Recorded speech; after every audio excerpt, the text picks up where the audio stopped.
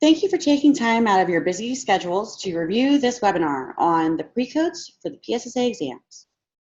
The Division of Assessment and Accountability, DAA, in collaboration with the Office of Data Quality, ODQ, are responsible for PIMS trainings, the attribution map, PIMS attribution rules, and all accountability reporting functions. There's contact information at the end of this presentation, so please feel free to contact us. The agenda for today will first cover the timelines and processes for data submission, followed by data collection details. We will then discuss the deduplication rules and reports that are produced as a result of the data submitted by the LEA. Who submits data to PIMS? Any entity providing educational services is an educating LEA. Educating LEAs include school districts, charter schools, IUs, CTCs, PRRIs, APSs, and SJCIs. LEAs are responsible for ensuring that all students in grades 3 through 8 for whom the entity is providing educational services are assessed. Student demographic information is required for all students testing. To prevent hand bubbling information on answer booklets, LEAs must submit this data via PIMS to allow for the production of Precode labels and setting up test sessions. Timeline. It is important to work with your SIS vendor to make sure they can deliver the data required for these PSSA Precode internal snapshots. PDE highly recommends that LEAs use the sandbox as a tool in order to test data against the DQE rules. This is intended to save the LEA time when uploading the data to PIMS production.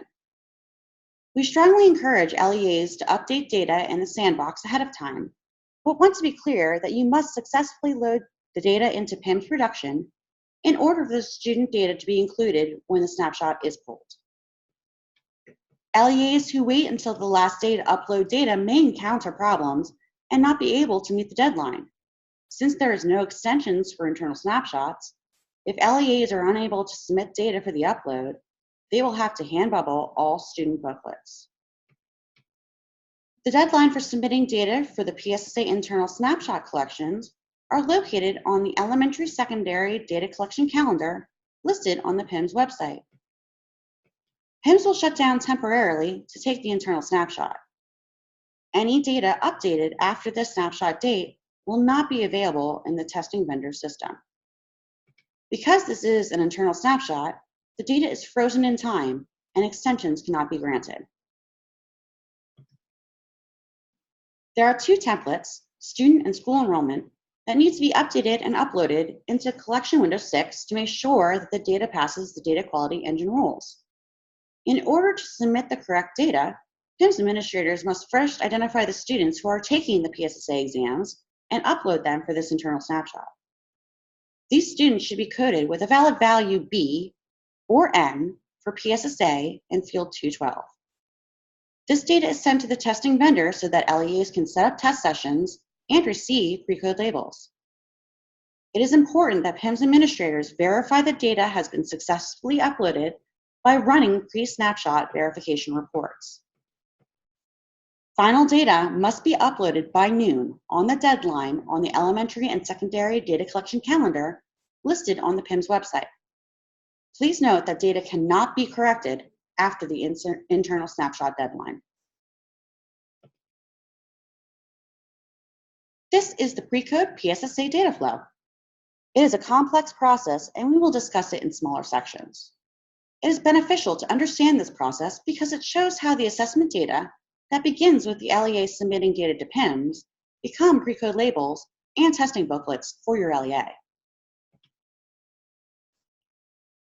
We begin with the LEA submitting data to PIMS using the student and school enrollment templates as you see in step 1. Then in step 2, PIMS takes an internal snapshot of the statewide data set and sends a file to the testing vendor. This file is uploaded into DRC's eDirect system.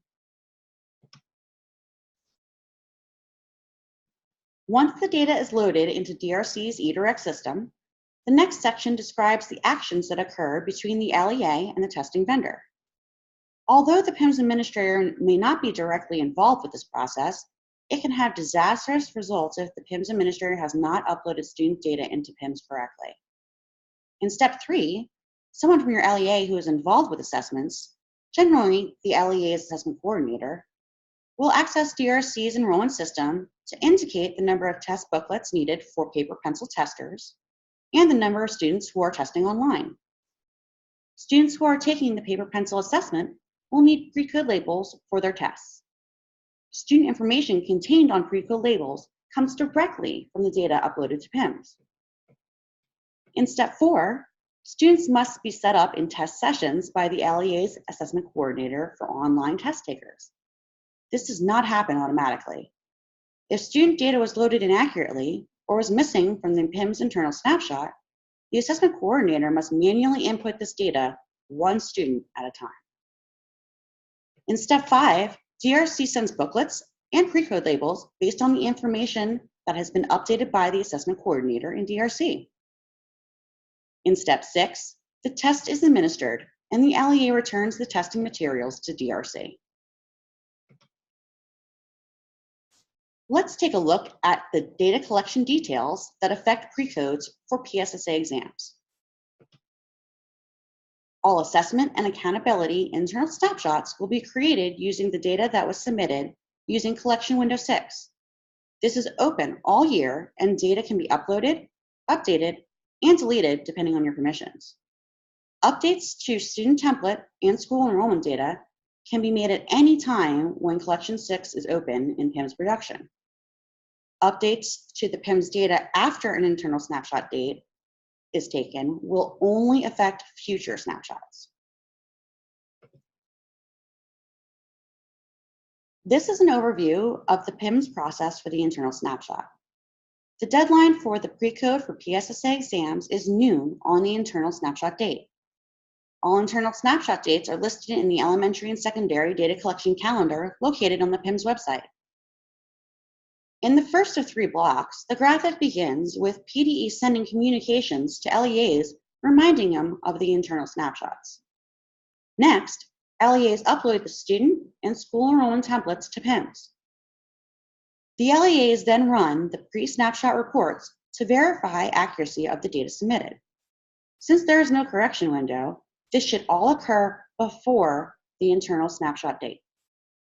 After the deadline, PIMS locks down temporarily to take the internal snapshot and generate the data file that will be sent to the testing vendor. Once PIMS reopens, LEAs can run their snapshot reports and accuracy certification statement. As a reminder, once the snapshot is taken, a file is prepared to be sent to the testing vendor. Since this is an internal snapshot, there is no correction window. An internal snapshot freezes data at a point in time, and that's why PDA cannot give extensions. If data is uploaded after the internal snapshot, it will not be included in the file to the testing vendor, booklets will have to be hand bubbled, and online test sessions will have to be uploaded manually, one student at a time. This is an overview of the details we will be discussing for the Precode PSSA exams internal snapshot. It begins with the student in the blue circle, which includes the student's 5 matching criteria. The boxes include data about the student, including the student's demographics and school enrollment information. Data from school enrollment template is used to determine the students who will be included on the internal snapshot. Please pay special attention to the accuracy of entry withdrawal dates, codes, and grades. Reminders: students must have an E or an R enrollment code prior to the internal snapshot date and not be withdrawn prior to the snapshot to be included in the internal snapshot. Also, ensure the student takes assessments that align to the student's grade at the time of testing. It is very important that the 5 matching criteria are correct because that is how students are linked to test results later in the year.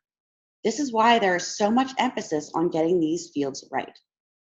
The 5 matching criteria are first name, last name, birth date, PSSA ID, and grade. Please make sure the student's PSSA ID is unique to the student. Students with two IDs or two students sharing one ID have to be resolved.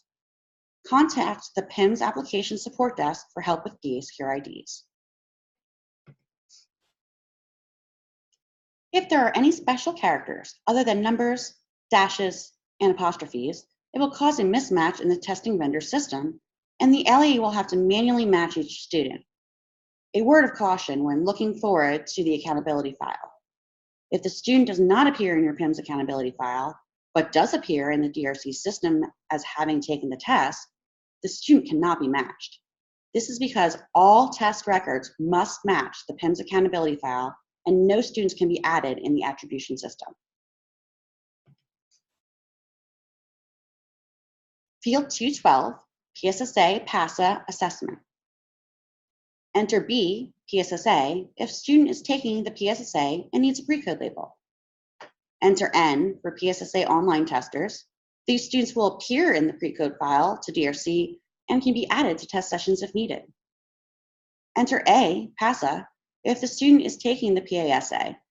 The student will not get a Precode label through PIMS, but the data will be tracked. Enter M for PSSA online test takers. The student will not get a Precode label through PIMS, but the data will be tracked. Enter I, not participating, if the student is not eligible to take the PSSA or PASA. The demographics for students are embedded in Precode labels. If the student cannot be matched using the 5 matching criteria, the student record has to be matched manually to their test record by the LEA. Using student demographics can help LEAs identify unmatched students. These subgroups will be listed on your reports for verification. We use the following fields to help identify full academic year. The date in these fields cannot be a future date. Field 109, state entry date, must be on or before the LEA entry date. Field 99, LEA entry date, must be on or before the school entry date. Field 98, school entry date, should be on or before the date in the school enrollment template. For more information on these fields, please see PIMS Manual, Volume 1. The following fields will be utilized during attribution. Please review them for accuracy. Field 117, District Code of Residence, Appendix N of the PIMS Manual, Volume 2. Note, if students are designated as 1305, 1306, without known district, use all 9s. Field 165, Location Code of Residence, is also used during attribution. Please note, in the rare instance that the district of residence does not have a school within the student's grade level, use quad 0.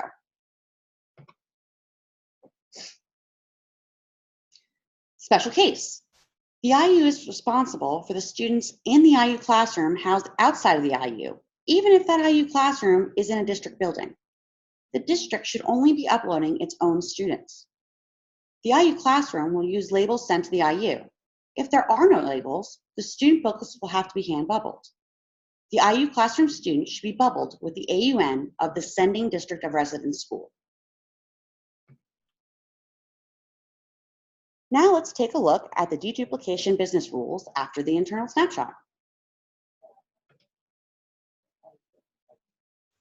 A student's PSSA ID must be reported to the testing vendor by only one LEA.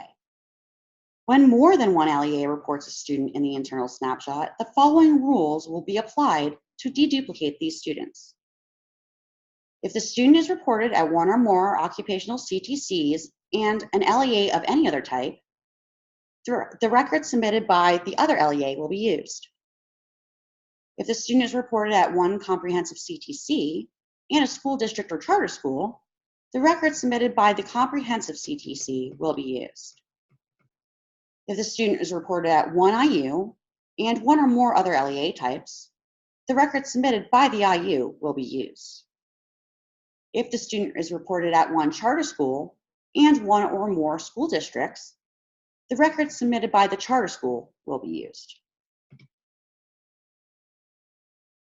If the student is reported at one approved private school and one or more school districts, charter schools, or career technical centers, the records submitted by the approved private school will be used.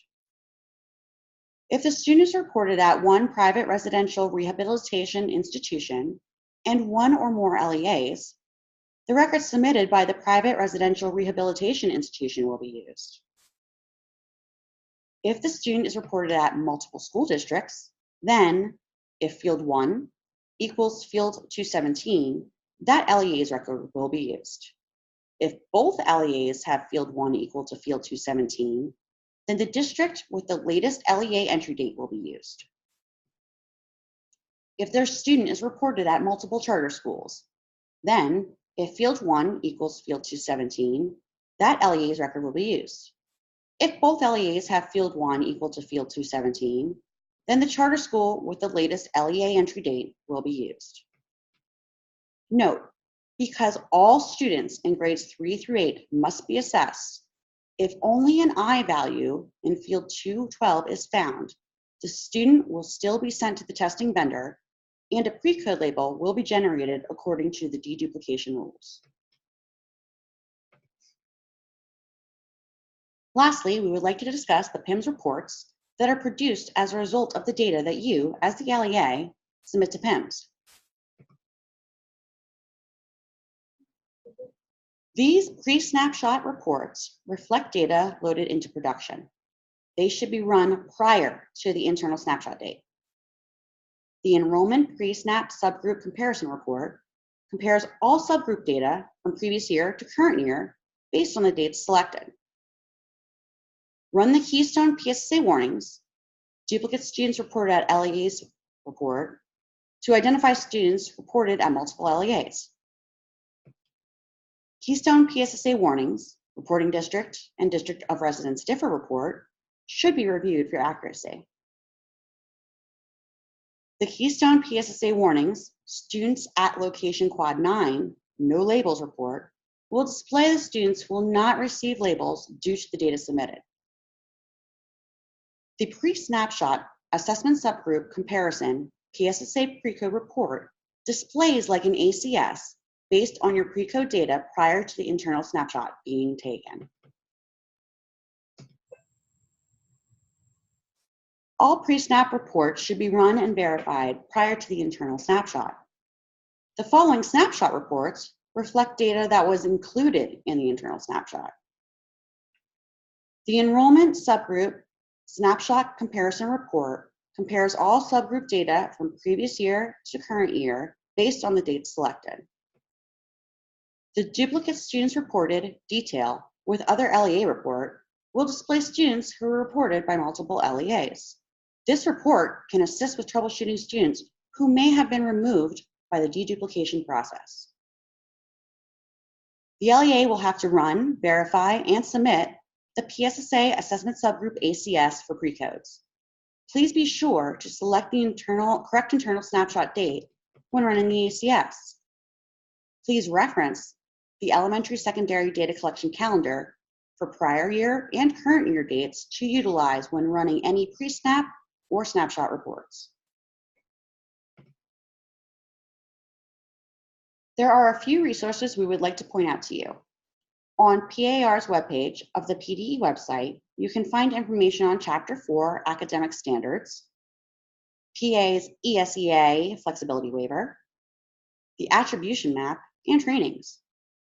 There's a link to the Future Ready PA Index website, which contains LEA data that PDE uses to report federal accountability.